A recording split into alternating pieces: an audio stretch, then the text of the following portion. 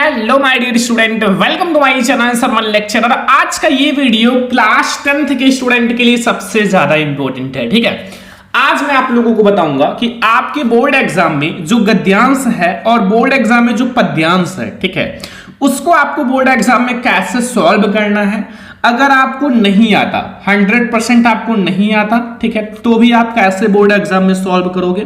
Board exam में 6 number का आता है गद्यांश, 6 नंबर का पद्यांश, तो आपको 6 में 6 बोर्ड एग्जाम में लाना है, एक भी नंबर नहीं कटना चाहिए। ठीक है, जैसा बोर्ड एग्जाम में एक टॉपर लिखता है वैसे आपको लिखना है बोर्ड एग्जाम में। तो कैसे एक टॉपर लिखता है वो सब मैं आप लोगों को इस वीडियो में बताने वाला हूं। ठीक है, तो सबसे पहले आप लोगों के बोर्ड एग्जाम में ये वाला गद्यांश ऐसे रहेगा, जैसे ये वाला देख लो। ठीक है, ये बोर्ड एग्जाम में सबसे ज्यादा इंपॉर्टेंट है। देखो 2015 में, 17 में, 19 में, 22 में, 24 में आया हुआ है। ठीक है, और आपको ऐसे बोर्ड एग्जाम में कॉपी दी जाएगी। ठीक है, अगर सादी कॉपी की बात करें तो ये देखो ऐसे आपको इसमें अंडरलाइन वगैरह ऐसे करना है, अच्छे से सजाना है, सब कुछ अच्छे से करना है, प्रश्नोत्तर संख्या डालना है, ब्लू एंड ब्लैक पेन से अच्छे से आंसर लिखना है। तो ये सब आपको करना है। ठीक है, दी तो जाएगी आप लोगों को सादी कॉपी। तो फिर आपको लिखना कैसे है, देखो आज मैं आप लोगों को गद्यांश पद्यांश बोर्ड एग्जाम में बता देता हूं कैसे लिखना है।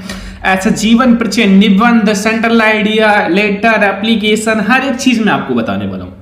बस आप लोग ज्यादा से ज्यादा प्यार दिखाओ बस। ठीक है, सबसे पहले मान लो आपके बोर्ड एग्जाम में ये वाला गद्यांश आ गया, तो देखो सबसे पहले आप इसको ध्यान से पढ़ना। इसमें आपको सबसे पहले लिखा हुआ है, कुसंग का ज्वर सबसे भयानक होता है, यह केवल नीति और सद्विधि का ही नाश नहीं करता बल्कि बुद्धि का भी क्षय करता है। किसी युवा पुरुष, देखो यहां तक अंडरलाइन है, देखो ये दूसरा अंडरलाइन आ गया है। ठीक है, तो अंडरलाइन बोर्ड एग्जाम में एक ही रहेगा। ओके, किसी युवा पुरुष की संगत यदि बुरी होगी तो वह उसके पैरों में विधि चक्की के समान होगी जो दिन ब दिन उसे अवनत के गड्ढे में गिराती जाएगी, और यदि अच्छी होगी तो सहारा देने वाले बाहु के समान होगी जो निरंतर उन्नति की ओर उठाती जाएगी। वेरी इंपॉर्टेंट है बोर्ड एग्जाम के लिए गद्यांश। 3 क्वेश्चन आपका रहेगा। जैसे पहला आवाला है, प्रस्तुत गद्यांश में पाठ और लेखक का नाम लिखो, लाइकेज आपको संदर्भ लिखना है। ठीक है, फिर आपको रेखांकित अंश की व्याख्या करनी है। ठीक है, और एक और ले लो सवाल, जैसे युवा पुरुष की संगत के बारे में क्या कहा गया है। तो ये 3 क्वेश्चन रहेंगे। एक क्वेश्चन आपको 2 नंबर देकर जाएगा, 3 क्वेश्चन आपको 6 नंबर देकर जाएगा। ठीक है, तो अब आपको संदर्भ तो पता ही चल गया होगा ये किस चैप्टर से लिया गया है, इसके लेखक कौन है, ये तो आपको पता चल ही गया होगा, ये इसमें तो कोई दिक्कत है नहीं। ठीक है, तो देखो सबसे पहले आपको कॉपी में लिखना कैसे, इसको आप लोग 2 बार ध्यान से पढ़ लेना। अगर नहीं आता है तो 2-3 बार पढ़ लेना। अगर आता है तो आप लोग एक ही बार पढ़ना, बस, इससे ज्यादा पढ़ने की जरूरत नहीं है। अगर आता है तो टाइम वेस्ट मत करना, नहीं आता है तो अच्छे से पढ़ के समझ लेना। ठीक है, तो सबसे पहले आप लोग जानते हो कि ये हमारा खंड बा रहता है बोर्ड एग्जाम में। खंड आ जो रहता है वो पूरा का पूरा ऑब्जेक्टिव रहता है और वो भी 20 नंबर का। ठीक है, खंड आ जो रहेगा, और ये खंड बा रहेगा वर्णात्मक प्रश्न। आपको हेडिंग डाल देना है जैसा मैंने डाला है, खंड बा वर्णात्मक प्रश्न, फिर नीचे अंडरलाइन कर लेना। ठीक है, ध्यान से देखो एक एक पॉइंट को लिखना कैसे है वो आप लोग ध्यान से देखो। अब देखो जो खंड बा का प्रश्नोत्तर संख्या फर्स्ट रहता है। ठीक है, प्रश्नोत्तर संख्या फर्स्ट जो रहेगा खंड बा का, आपका सबसे पहला यही रहेगा। ठीक है, जो आपका गद्यांश है। अब सबसे मेन पॉइंट है कि देखो यहां आप लोग जो बहुत सारे स्टूडेंट नहीं करते हैं, जो आपके आगे के 3 अक्षर हैं और पीछे के जो 3 अक्षर, इनको लेकर आप डॉट डॉट कर लेना जरूरी है। ठीक है, जैसे मैंने किया है, कुसंग का ज्वर dot dot dot dot dot dot dot dot की ओर उठाती जाएगी। ये इसलिए इंपॉर्टेंट है, इससे आपका जो कॉपी है वो बहुत ज्यादा अट्रैक्टिव दिखेगी और बोर्ड एग्जाम में एग्जामिनर को आसानी से पता चल जाएगा कि बच्चे ने कौन सा गद्यांश सॉल्व किया है, क्योंकि ऑप्शन होते हैं पहला दूसरा सॉल्व करने का। और कॉपी में एक तरफ ऐसे अंडरलाइन कर लेना, दोनों तरफ अंडरलाइन मत करना। ठीक है, हमें कॉपी नहीं भरना है, हमें अच्छे से लिखना है। अब सबसे पहले आप लोग छोटा आ यानी कि संदर्भ हेडिंग डालो। संदर्भ, तो देखो प्रस्तुत गद्यावतरण आचार्य रामचंद्र शुक्ल, सभी को पता है ये जो है मित्रता पाठ से लिया गया है, और इसके जो लेखक हैं कौन है, आचार्य रामचंद्र शुक्ल जी हैं। ठीक है, तो प्रस्तुत गद्यावतरण आचार्य रामचंद्र शुक्ल द्वारा लिखित एवं हमारी पाठ्य पुस्तक हिंदी के गद्य खंड में संकलित मित्रता नामक पाठ से लिया गया।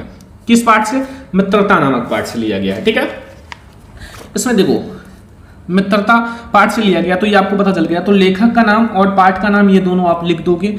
आप ऐसे भी लिख सकते हो, कैसे, देखो सबसे पहले जैसे कॉपी में बताया गया है, आप ऐसे भी लिख सकते हो, ब्लैक पेन से लिखना लेखक का नाम, ऊपर आप पाठ का नाम लिखा, पाठ का नाम, ऊपर पाठ का नाम, नीचे लेखक का नाम। तो पाठ का नाम क्या है, पाठ का नाम क्या है, मित्रता, और लेखक का नाम क्या है, आचार्य रामचंद्र शुक्ल जी। ठीक है, तो ऐसे भी लिख सकते हो, कोई दिक्कत नहीं, लेकिन सबसे अच्छा तरीका होता है इस तरह से लिखना। प्रस्तुत गद्यावतरण आचार्य रामचंद्र शुक्ल द्वारा लिखित एवं हमारी पाठ्य पुस्तक हिंदी के गद्य खंड में संकलित मित्रता नामक पाठ से लिया गया है। ठीक है, ये हमारा हो गया संदर्भ। अब बा वाला जो है वो रेखांकित अंश की व्याख्या 2 नंबर देकर जाएगा। तो आप यहां तक रेखांकित अंश से ध्यान से देखो, बीच में गैप है, ये अलग रेखांकित अंश है, तो आप लोग एक करना, 2 रेखांकित अंश नहीं आएगा, एक ही आएगा। तो यहां देखो, आपको फिर बा वाला हेडिंग डालना है, रेखांकित अंश की व्याख्या, नीचे अंडरलाइन अच्छे से कर लेना। अब देखो, शुक्ल जी कहते हैं कि बुरी संगति जो होता है घातक बुखार के समान हानिकारक होती है। देखो शुक्ल जी क्या कहते हैं कि जो बुरी संगति है वो घातक बुखार के समान क्या होता है, हानिकारक होता है।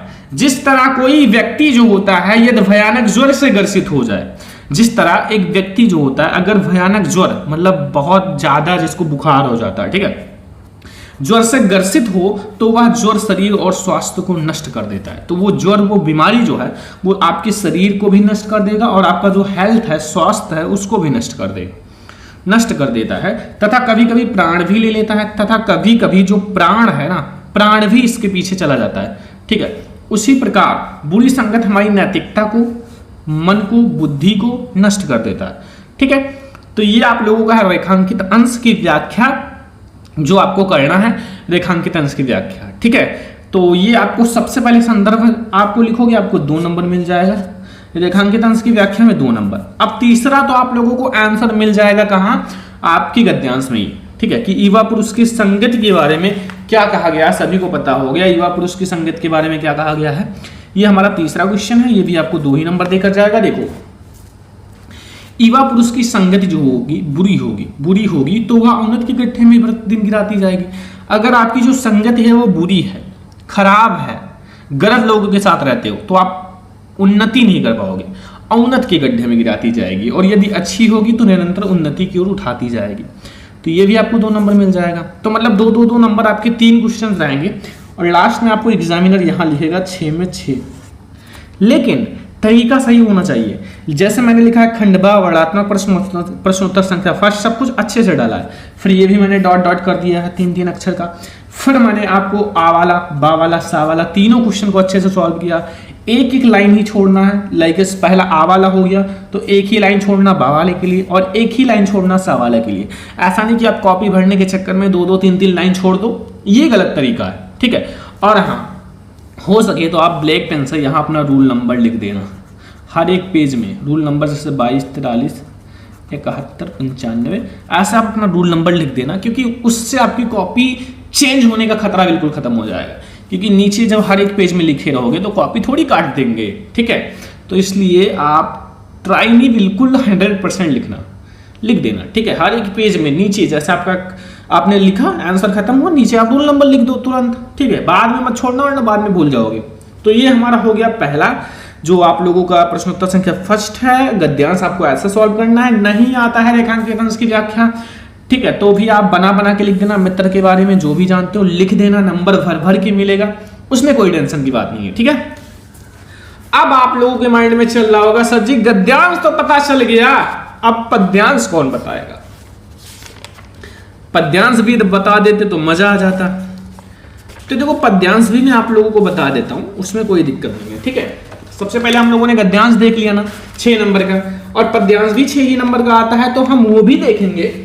काहे को ले रहे हो टेंशन, जब आपके सरवन सर हैं आपके पास। ठीक है, अब ये हमारा आ गया पद्यांश। देखो, ये होता है आपका खंडबा में जो होता है, एक ही बार आपको ये डालना है भैया, खंडबा जो आप लोगों का है ये वाला ना, खंडबा वर्णात्मक प्रश्न एक ही बार डालना है, दोबारा नहीं डालना है। फिर आप लोगों को प्रश्नोत्तर संख्या 3, 4, 5, 6वां जो आप सॉल्व कर रहे हो वो सब आप डालते जाना। ठीक है, बार बार वो मत डालना कॉपी भरने के चक्कर में। और एक तरफ कॉपी में अंडरलाइन ज़रूरी है, क्योंकि इससे आपका कॉपी अच्छा दिखता है। आपने टॉपर की कॉपी देखा होगा, मैंने दिखाया था। देखो अब हम आप लोगों को एक पद्यांश सॉल्व करा रहे हैं जो बहुत ज़्यादा इंपॉर्टेंट है, 3 क्वेश्चन जिसमें भी रहेंगे। तो देखो सबसे पहले आप पद्यांश देखो कौन सा है, यहाँ देखो ध्यान से, इसमें क्या पूछ रहा है। बढ़त बढ़त संपत्ति सलील मन सरोजी बढ़ी जाए, और घटट घटट नासू फिर घटे वर्ष समूल को मिलाए। भाई 2014 और 17-21 में आया हुआ है। इसमें कह रहा है कि जो बढ़त बढ़त संपत्ति सलील मन सरोज बढ़ी जाए, और घटट घटट सूना फिर घटे वर्ष समूल को हिलाए। इसमें आपका भैया संदर्भ 2 नंबर का पूछा जाएगा, व्याख्या 2 नंबर का अलग से, और एक क्वेश्चन रहेगा। ठीक है, तो प्रस्तुत का आपको संदर्भ लिखना है। तो ये बताओ, बढ़त बढ़त संपत्ति सलील मन सरोज बढ़ जाए, घटत घटत सूना फिर घटे वर्ष समूल को मिलाए, ये किस पाठ से लिया गया है, इसका रचयिता कौन है, कवि कौन है? तो ये पहले आप ध्यान से पढ़ लो, फिर मैं आप लोगों को सब कुछ समझा। देखो सबसे पहले आप प्रश्नोत्तर संख्या सेकंड डाल देना जैसा मैंने डाला है, और फिर आप लोग यहाँ लिखना बढ़त बढ़त संपत्ति फिर डैश डैश डैश समूल को मिलाए। ठीक है, ये वाला देखो, ये चीज आप 3 अक्षर आगे की ले लेना है, 2-3 अक्षर पीछे के, अच्छे से डैश डैश कर लेना। ठीक है, अब देखो सबसे पहले हम लोग बात करेंगे संदर्भ का। जो संदर्भ होता है, तो संदर्भ में क्या है कि प्रस्तुत दोहा कवि व बिहारी लाल द्वारा रचित, जो कवि बिहारी लाल जी हैं उनके द्वारा रचित बिहारी सतसई से, जो बिहारी सतसई है से हमारी पाठ्य पुस्तक हिंदी के काव्य खंड में संकलित नीति शीर्षक से उद्धृत है। और हाँ, एक पॉइंट मैं बताना भूल गया कि आपको जो पाठ का नाम, लेखक का नाम, ये सब ब्लैक से लिखना है और अच्छे से लिखना है, गाढ़ा लिखना है, ताकि वो अच्छे से दिखाई दे। ये इनकी बहुत प्रसिद्ध रचना है, इसलिए मैंने इसे भी ब्लैक से लिख दिया। जो मेन पॉइंट है उसे आप ब्लैक से लिखना है। ठीक है, तो प्रस्तुत दोहा जो है कवि बिहारी लाल द्वारा रचित हमारी बिहारी सतसई से हमारी पाठ्य पुस्तक हिंदी के काव्य खंड में संकलित नीति शीर्षक से लिया गया है। ठीक है, व्याख्या पढ़ने से पहले आप इसको 2-3 बार पढ़ लेना ताकि आपको अच्छे से समझ में आ जाए। अगर पता है तो अच्छी बात है, नहीं पता है तो पढ़ लेना। बढ़त बढ़त संपत्ति सलील मन सरोज बढ़ी जाए, घटत घटत सूना फिर घटे वर्ष समूल को मिलाए। तो यहाँ व्याख्या समझ लो। कवि का कथन है कि धन रूपी जल के बढ़ जाने के साथ साथ मन रूपी कमल भी बढ़ता चला जाता है। अगर आपके पास धन बढ़ता जाएगा ना, तो आपका मन ऑटोमेटिक बढ़ता चला जाएगा। वही कह रहा है कि कवि का कहना है, कवि का कथन है कि धन रूपी जल के बढ़ जाने के साथ साथ मन रूपी कमल बढ़ता चला जाता है, किंतु जब धन रूपी जल के घटने के साथ साथ मन रूपी कमल नहीं घटता, तो जब आपका धन घट जाएगा तो आपका मन नहीं घटेगा। मन वही करेगा कि 5 स्टार होटल में खाने का, 5 स्टार में खाने का। ठीक है, क्योंकि आपके पास केवल पैसा कम हुआ है, मन तो वही है ना। अपित समूल नष्ट हो जाता है। ठीक है, तब सब कुछ नष्ट हो जाता है। अर्थात धन के बढ़ जाने पर मन की इच्छाएं भी बढ़ जाती हैं, परंतु धन के घट जाने पर मन की इच्छाएं नहीं घटती। तब परिणाम यह होता है कि मनुष्य कुछ सह नहीं पाता और दुख से मरे हुए के समान हो जाता है। और क्या हो जाता है? दुख से मरे हुए के समान हो जाता है। तीसरा क्वेश्चन है, संपत्ति सलील में कौन सा अलंकार है? तो देखो, एक ही वर्ण साथ साथ 2 बार आया हुआ है, दिख ही रहे हो। तो अगर एक ही वर्ण 1 से अधिक बार आया तो वो क्या कहलाता है? अनुप्रास अलंकार कहलाता है। क्या कहलाता है? अनुप्रास अलंकार। तो आपका 2 नंबर तो यहाँ आप लोगों को एग्जामिनर देगा, 2 नंबर यहाँ देगा, 2 नंबर यहाँ देगा। थोड़ा सा काव्य सौंदर्य भी अगर आप लिख देते तो ज़्यादा अच्छा रहता। यहाँ नीचे काव्य सौंदर्य, तो आपको जैसे आपका भाषा कौन सा है, ब्रज भाषा, शैली, मुक्तक और छंद है, दोहा, रस कौन सा है, शांत रस है, और अलंकार कौन सा है, अलंकार हमारा अनुप्रास अलंकार, ऐसा आप लिख देते थोड़ा सा अच्छा रहता। ठीक है, बट कोई ना, आप लोगों को नंबर मिलेगा। ठीक है, आधा नंबर हो सकता है काट लें, 5.5 ही नंबर दें, तो इसलिए थोड़ा सा ध्यान देना। तो देखो, मैंने आपको बता दिया बोर्ड एग्जाम में पद्यांश कैसे सॉल्व करना है, बोर्ड एग्जाम में गद्यांश कैसे सॉल्व करना है। 6 नंबर का गद्यांश, 6 नंबर का पद्यांश, 12 नंबर मैंने आपका फिक्स करा दिया ना। आपको लिखना कैसे है ये भी बता दिया, कैसे आएगा वो भी बता दिया। ठीक है, और सब कुछ मैंने आपको करा दिया। बस अब आप लोगों को और क्या चाहिए, जीवन परिचय, निबंध कैसे लिखना है, पत्र कैसे लिखना है, ये सब मैं आपको बताऊंगा। बस यार वीडियो को ज़्यादा से ज़्यादा लाइक करो, 1000 लाइक तक पहुंचाओ जल्दी से जल्दी। वीडियो को शेयर करो अपने फ्रेंड्स के साथ, जितने भी स्टूडेंट देख रहे हैं वीडियो को शेयर कर दो, ताकि सबको ये वीडियो मिल जाए और अच्छे से पढ़ाई कर लें। ठीक है, तो चलो इस वीडियो को लाइक शेयर एंड सब्सक्राइब कर देना, और हम लोग मिलेंगे नेक्स्ट इंपॉर्टेंट वीडियो में। तब तक के लिए जय हिंद।